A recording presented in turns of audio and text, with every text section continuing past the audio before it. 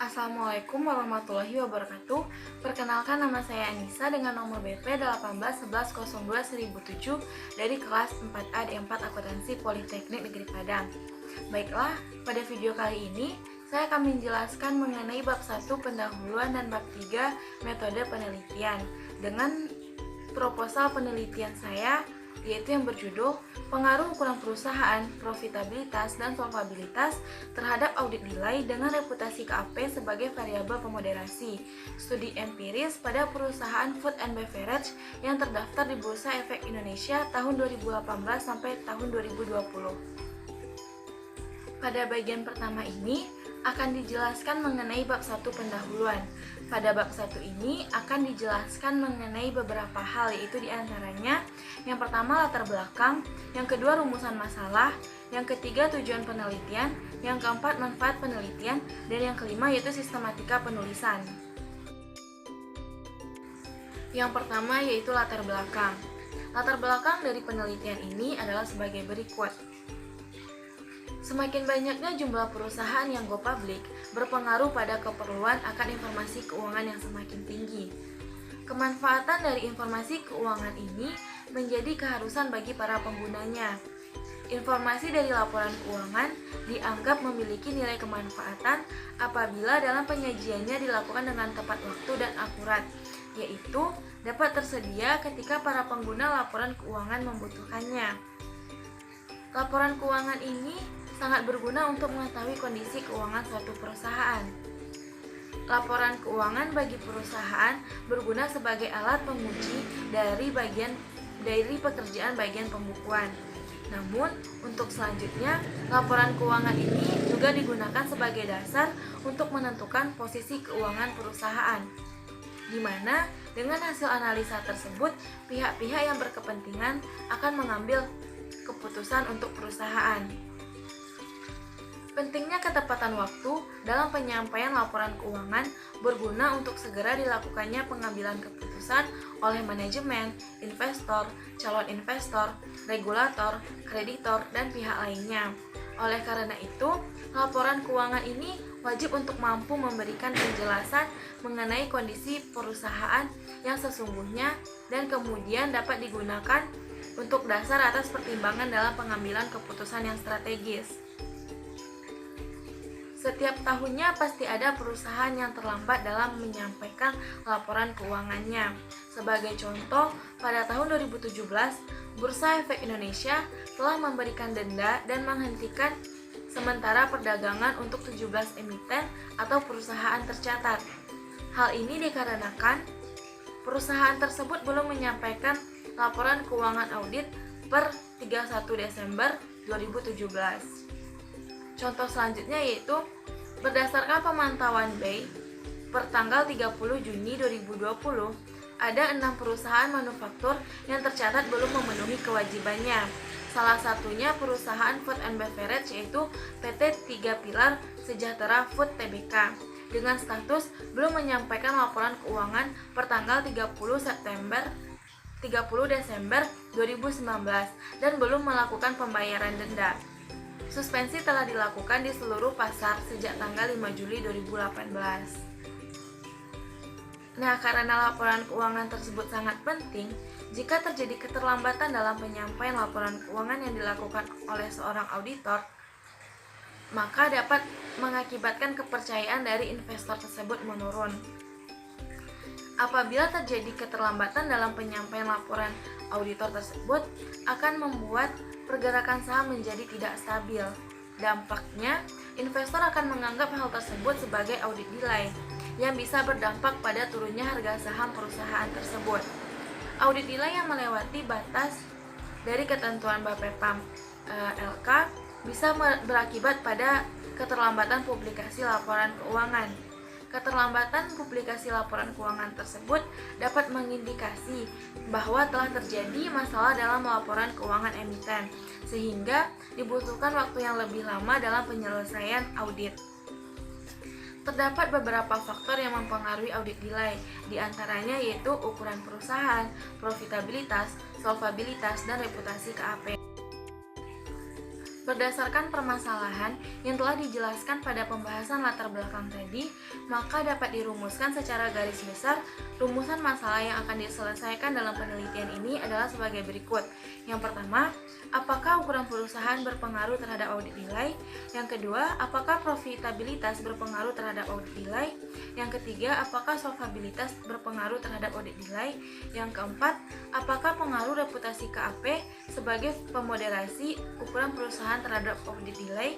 Yang kelima, apakah pengaruh reputasi KAP sebagai pemoderasi profitabilitas terhadap audit nilai? Dan yang keenam yaitu apakah pengaruh reputasi KAP sebagai pemoderasi solvabilitas terhadap audit nilai? Selanjutnya, tujuan penelitian.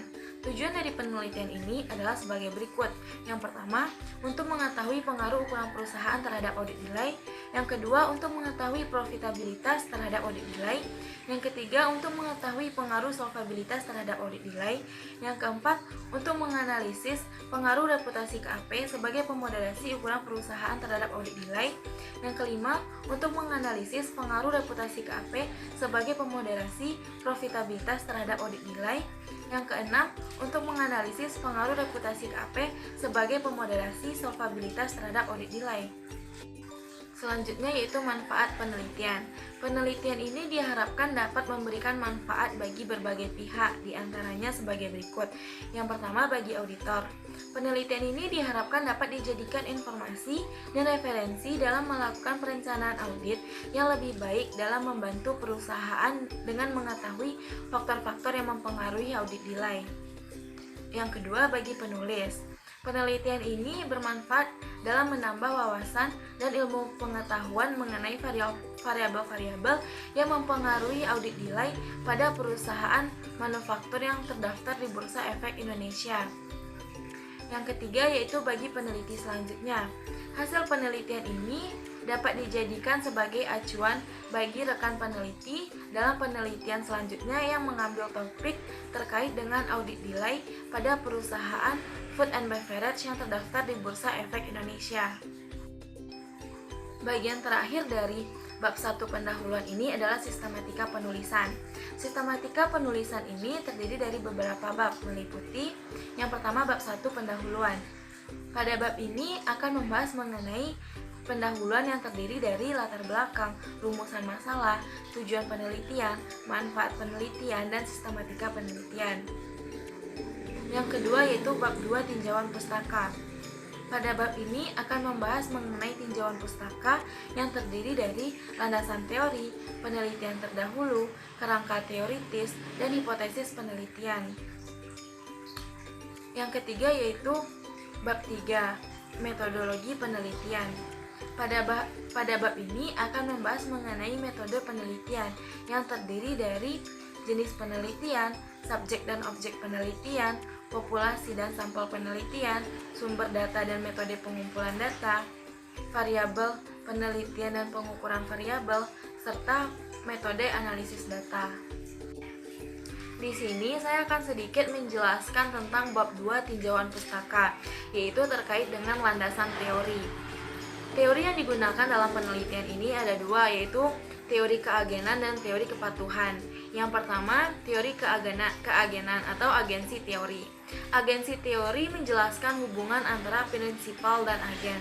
Prinsipal yaitu pihak pemegang saham, sedangkan agen yaitu pihak manajemen.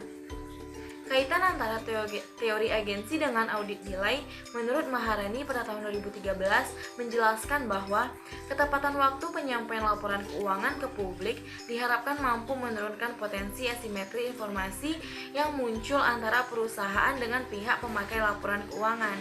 Dengan ketepatan waktu penyampaian laporan keuangan akan menurunkan potensi kecurangan dari agen sebagai pihak yang mempunyai lebih banyak informasi daripada prinsipal untuk memanipulasi informasi manajemen atau keuangan untuk kepentingan pribadinya. Yang kedua yaitu teori kepatuhan atau compliance theory. Teori kepatuhan ini merupakan suatu bentuk kedisiplinan dalam melaksanakan perintah.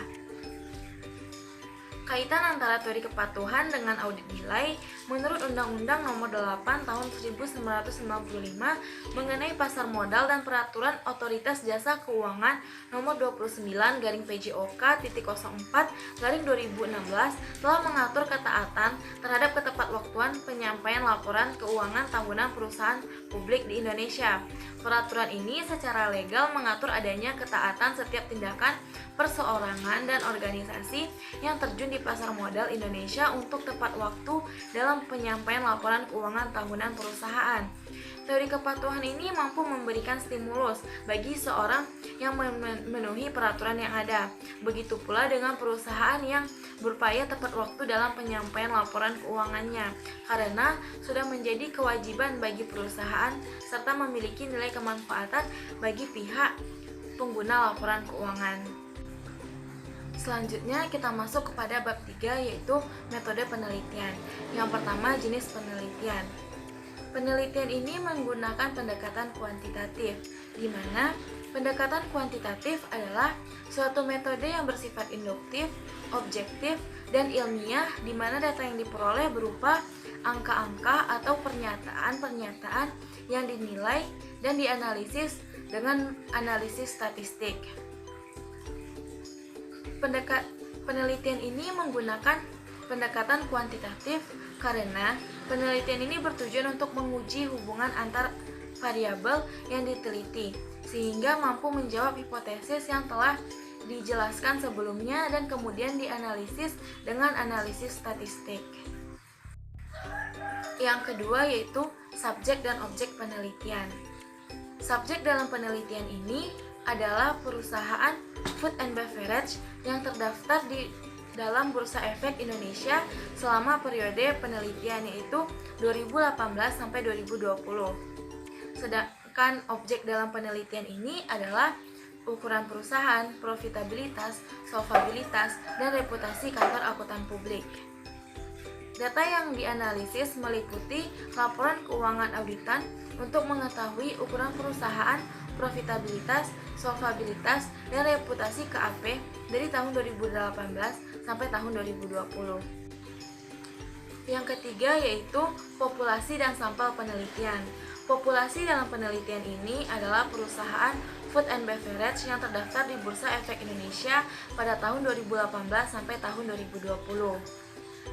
Metode dalam pengambilan sampel adalah purposive sampling, di mana purposive sampling ini merupakan teknik pengambilan sampel dengan pertimbangan tertentu atau disebut juga dengan penarikan sampel bertujuan. Adapun kriteria yang dijadikan dasar untuk pemilihan sampel adalah sebagai berikut. Yang pertama, perusahaan yang terdaftar di perusahaan food and beverage yang terdaftar di Bursa Efek Indonesia selama periode penelitian, yaitu 2018 sampai 2020. Yang kedua, perusahaan yang menerbitkan dan mempublikasikan laporan keuangan selama periode penelitian dari laporan keuangan yaitu 2018 sampai 2020 perusahaan yang telah diaudit oleh pihak independen. Yang ketiga, perusahaan yang selama periode penelitian mempunyai semua variabel-variabel yang diteliti, yaitu ukuran perusahaan, profitabilitas, solvabilitas, dan reputasi kantor akuntan publik. Yang keempat yaitu sumber data dan metode pengumpulan data. Sumber data yang digunakan dalam penelitian ini adalah data sekunder, yaitu berupa laporan keuangan auditan perusahaan food and beverage yang terdaftar di Bursa Efek Indonesia periode penelitian 2018 sampai 2020 dan menyediakan informasi mengenai audit nilai, ukuran perusahaan, profitabilitas, solvabilitas, dan reputasi kantor akuntan publik. Metode pengumpulan data dalam penelitian ini dilakukan dengan metode dokumentasi, yaitu dengan cara mencatat atau mendokumentasikan data seperti laporan keuangan perusahaan sesuai data yang diperlukan yang terdapat di Bursa Efek Indonesia. Yang kelima yaitu variabel penelitian dan pengukuran variabel. Variabel dependen adalah variabel yang dipengaruhi atau yang menjadi akibat karena adanya variabel bebas atau variabel independen. Dalam penelitian ini, variabel dependen adalah audit delay. Variabel independen adalah variabel yang mempengaruhi atau yang menjadi sebab timbulnya variabel dependen atau variabel terikat.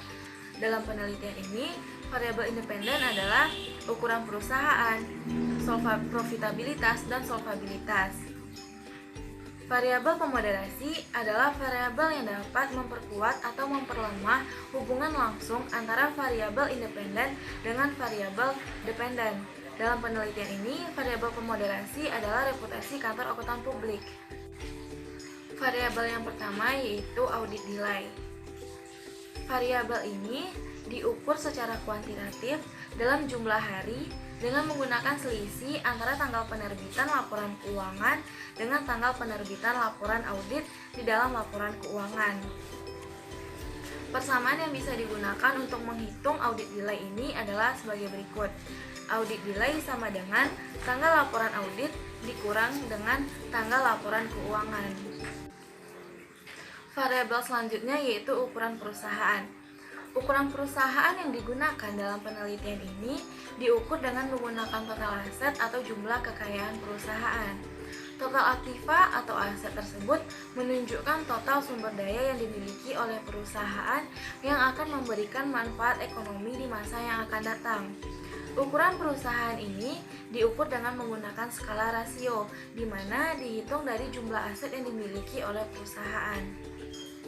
Dalam penelitian ini, ukuran perusahaan dapat diukur dengan menggunakan transformasi logaritma untuk menghaluskan besarnya dan menyamarkan ukuran regresi. Rumus yang dapat digunakan untuk menghitung ukuran perusahaan ini adalah ukuran perusahaan sama dengan ln dalam kurung total aset perusahaan. Variabel selanjutnya yaitu profitabilitas. Profitabilitas adalah kemampuan perusahaan untuk menghasilkan keuntungan selama periode tertentu dengan aset atau modal yang tersedia. Di dalam penelitian ini, profitabilitas diukur dengan menggunakan return on asset atau ROA. Analisis ROA ini dapat mengukur kemampuan perusahaan dalam menghasilkan laba dengan menggunakan total aset. ROA dapat dirumuskan sebagai berikut, yaitu ROA sama dengan net income dibagi total aset. Variabel selanjutnya adalah solvabilitas.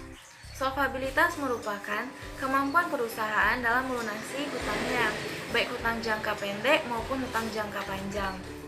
Solvabilitas ini dapat diukur dengan menggunakan long term debt to equity ratio atau LTDR. LTDR ini merupakan rasio untuk mengukur jumlah modal yang dibiayai melalui hutang jangka panjang.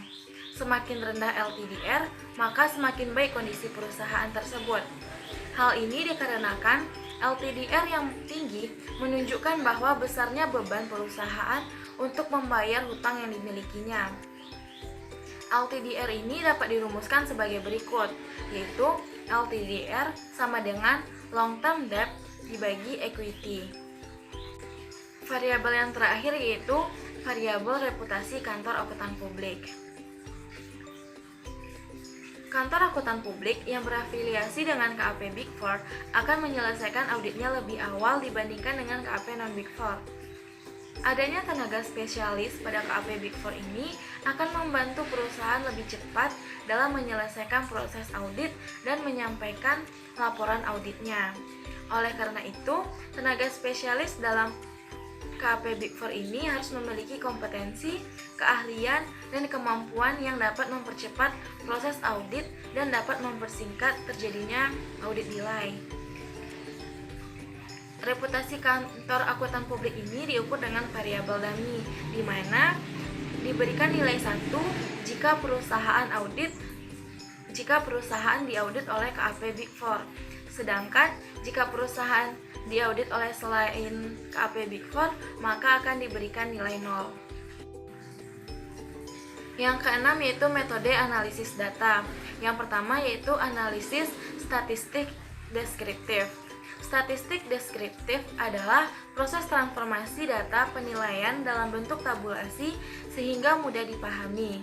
Tabulasi menyajikan ringkasan, pengaturan, atau penyusunan data dalam bentuk tabel numerik dan grafik. Statistik deskriptif ini memberikan gambaran atau deskripsi suatu data yang dilihat dari nilai rata-rata, standar deviasi, varians, maksimum, minimum, sum, rank, kurtosis, dan sweetness. Yang kedua yaitu uji kualitas data. Uji kualitas data ini terdiri dari uji validitas dan uji reliabilitas. Uji validitas yang digunakan dalam penelitian ini bertujuan untuk mengetahui sah atau valid tidaknya suatu data. Uji validitas ini dilakukan dengan membandingkan nilai R hitung dengan R tabel. Yang kedua, uji reliabilitas. Uji reliabilitas yang digunakan dalam penelitian ini bertujuan untuk mengukur suatu data yang merupakan indikator dari variabel atau konstruk. Suatu data dikatakan reliable atau handal apabila data tersebut disajikan oleh pihak pengumpul data. Yang ketiga yaitu uji asumsi klasik. Uji asumsi klasik ini terdiri dari yang pertama, uji normalitas. Uji normalitas bertujuan untuk mengetahui apakah dalam sebuah model regresi variabel pengganggu atau residual mempunyai distribusi normal atau tidak. Uji normalitas yang digunakan dalam penelitian ini adalah uji Kolmogorov-Smirnov atau KS. Yang kedua yaitu uji multikolinearitas. Uji multikolinearitas dalam penelitian ini bertujuan untuk menguji apakah model regresi ditemukan adanya korelasi antar variabel independen. Pada model regresi yang baik, seharusnya antar variabel independen tidak terjadi korelasi. Dalam penelitian uji multikolinearitas ini dapat dilihat dari tolerance value dan variance inflation factor atau VIF. Yang ketiga yaitu uji heterokedastisitas. Uji heterokedastisitas ini dalam penelitian ini bertujuan untuk menguji apakah dalam regresi terjadi ketidaksamaan varians dari residual suatu perusahaan ke pengamatan lain. Dalam penelitian ini, uji heterokedastisitas diukur dengan menggunakan uji Glasser. Yang keempat yaitu uji autokorelasi. Uji autokorelasi dalam penelitian ini bertujuan untuk mengetahui apakah dalam suatu regresi linear terdapat korelasi antara kesalahan pengganggu atau residual pada periode T dengan kesalahan pengganggu pada periode T-1 atau periode sebelumnya. Dalam penelitian ini, uji autokorelasi dilakukan dengan menggunakan uji Durbin Watson atau DW test. Yang keempat yaitu analisis regresi linear berganda. Analisis regresi linear berganda digunakan untuk menguji apakah pengaruh variabel independen secara bersama-sama atau simultan berpengaruh terhadap variabel dependen. Analisis regresi linear berganda ini digunakan untuk meramalkan bagaimana keadaan variabel dependen jika dua atau lebih variabel independen sebagai faktor yang dapat dinaik turunkan nilainya. Yang kelima yaitu uji hipotesis. Uji hipotesis ini terdiri dari yang pertama, uji regresi parsial atau uji T. Uji regresi parsial dilakukan untuk menguji signifikan dari setiap variabel independen apakah akan berpengaruh terhadap variabel dependen. Uji model ini menunjukkan seberapa jauh pengaruh satu variabel independen terhadap variabel dependen dengan menganggap variabel independen lainnya konstan. Yang kedua, uji kelayakan model atau uji F. Uji kelayakan model merupakan tahapan awal mengidentifikasikan model regresi yang diestimasi layak atau tidak. Layak di sini maksudnya adalah model yang diestimasi layak digunakan untuk menjelaskan pengaruh variabel-variabel independen terhadap variabel dependen. Yang terakhir yaitu uji determinasi atau R kuadrat. Uji determinasi atau R kuadrat dalam penelitian ini bertujuan untuk mengukur seberapa jauh kemampuan variabel independen dalam menerangkan variasi variabel dependen. Nilai koefisien determinasi berkisar dari 0 sampai 1. Apabila terdapat nilai adjusted R kuadrat bernilai negatif, maka dapat dikatakan bahwa nilai adjusted R kuadrat tersebut dianggap bernilai 0. Sekian penjelasan dari saya. Apabila ada salah kata, saya mohon maaf. Assalamualaikum warahmatullahi wabarakatuh.